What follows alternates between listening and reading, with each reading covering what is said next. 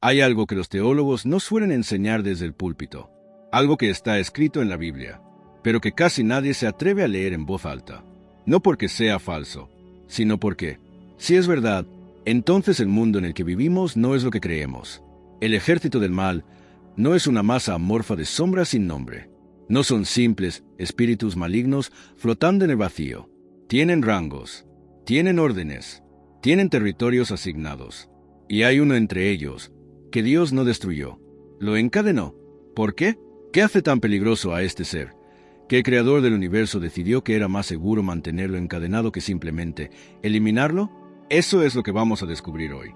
Hoy vamos a adentrarnos en uno de los pasajes más perturbadores de toda la Escritura. Vamos a hablar del ejército invisible que opera detrás del mundo visible, de los rangos, las jerarquías y los territorios del ejército demoníaco, tal como los describe la propia Biblia.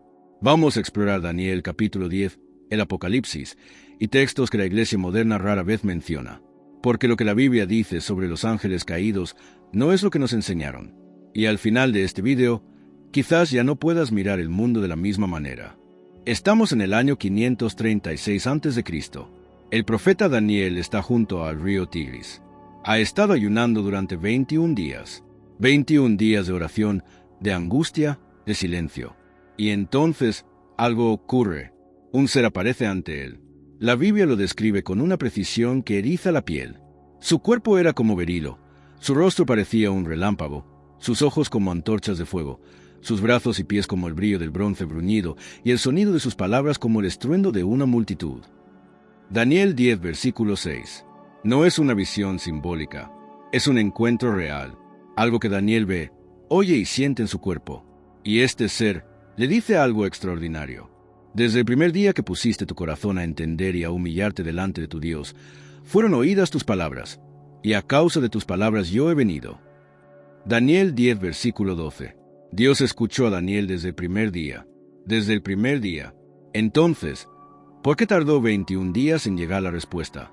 Aquí es donde el texto revela algo que transforma completamente la manera en que entendemos el mundo espiritual. Mas el príncipe del reino de Persia se me opuso durante 21 días. Pero he aquí Miguel, uno de los principales príncipes, vino para ayudarme y quedé allí con los reyes de Persia. Daniel 10, versículo 13. El mensajero celestial fue bloqueado, detenido, combatido, no por un humano, no por una circunstancia, sino por el príncipe del reino de Persia. ¿Quién es el príncipe del reino de Persia? No es un rey humano. El rey humano de Persia en ese momento era Ciro el Grande. Y el mensajero celestial no habría necesitado la ayuda del arcángel Miguel para enfrentar a un ser humano. El príncipe del reino de Persia era un ángel caído, una entidad espiritual con poder suficiente para bloquear a un mensajero divino durante 21 días. Y aquí está lo que casi nadie menciona. Más adelante en el mismo capítulo, el mensajero le dice a Daniel, ¿sabes por qué he venido a ti? Pues ahora tengo que volver para pelear contra el príncipe de Persia, y al terminar con él, el príncipe de Grecia vendrá. Daniel 10, versículo 20. El príncipe de Persia, el príncipe de Grecia, entidades espirituales asignadas a naciones enteras, con poder territorial, con autoridad sobre reinos. Esto no es poesía metafórica, es una descripción de una estructura militar espiritual. Los rangos del ejército demoníaco según Pablo. El apóstol Pablo lo confirma en su carta a los Efesios, en uno de los versículos más citados y menos comprendidos de todo el Nuevo Testamento. Porque no tenemos lucha contra sangre y carne, sino contra principados, contra potestades, contra los gobernadores de las tinieblas de este siglo, contra huestes espirituales de maldad en los lugares celestiales. Efesios 6, versículo 12. Principados, potestades, gobernadores de las tinieblas, huestes espirituales. Esta no es una lista aleatoria de palabras oscuras. En el griego original, Pablo usa términos militares precisos. Archai, los primeros, los que tienen autoridad máxima. Los generales, exousiai, los que poseen poder delegado. Los oficiales de alto rango.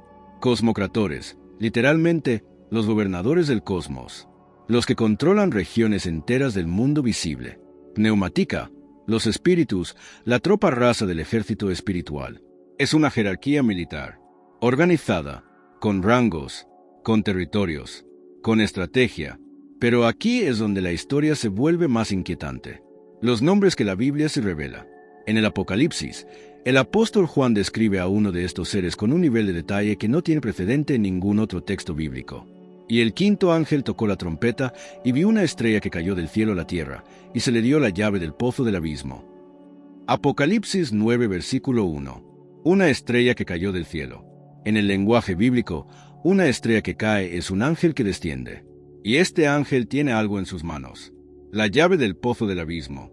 El abismo, el Seol, el lugar de los espíritus encarcelados.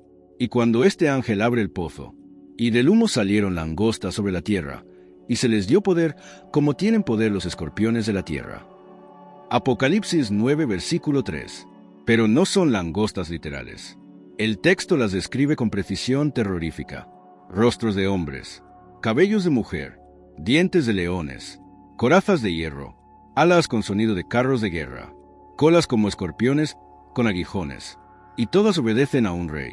Y tienen por rey al ángel del abismo, cuyo nombre en hebreo es Abadón, y en griego, Apolión.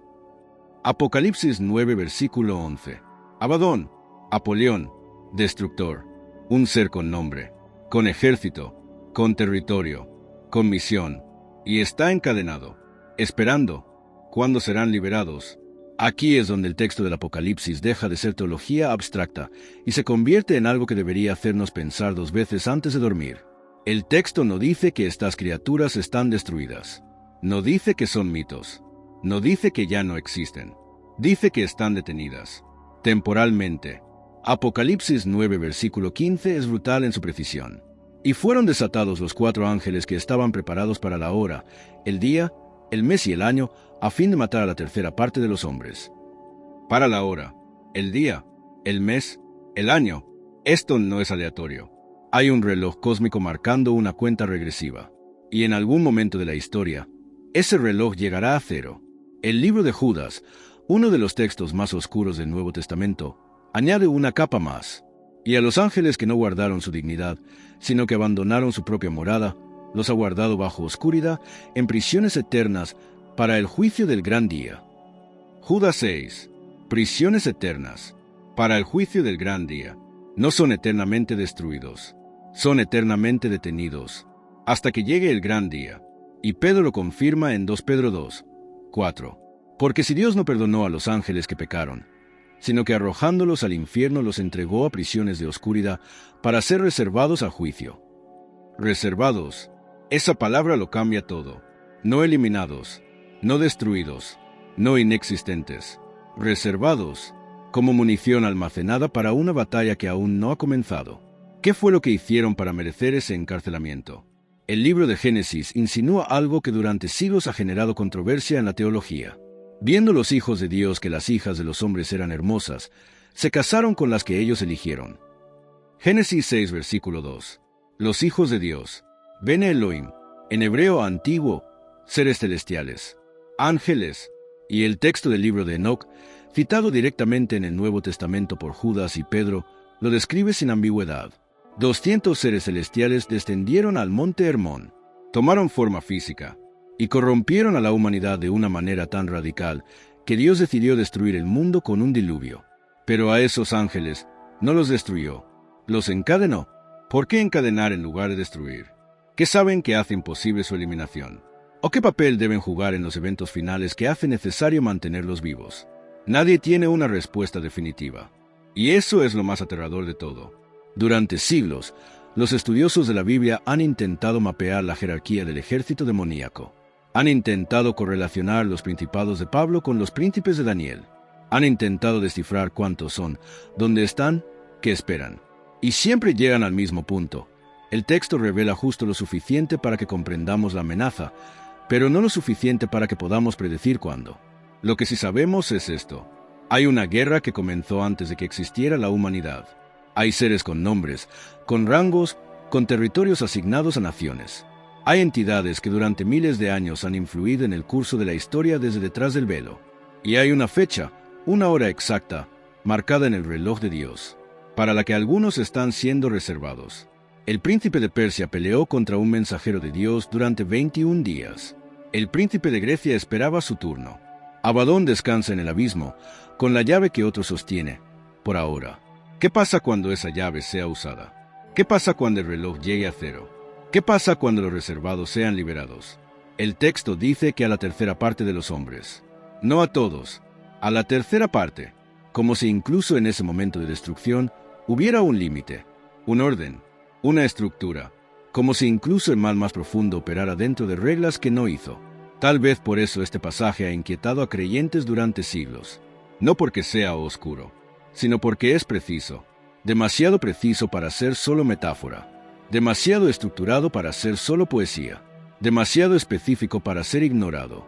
Si lo que Daniel vio junto al Tigris era real, si el mensajero que fue bloqueado durante 21 días luchó contra algo real, si los ángeles encadenados en las profundidades existen en algún sentido que va más allá de lo simbólico, entonces el mundo aún no ha visto lo peor. Y lo que está esperando ya tiene nombre, ya tiene rango, ya tiene misión. Solo le falta la hora exacta.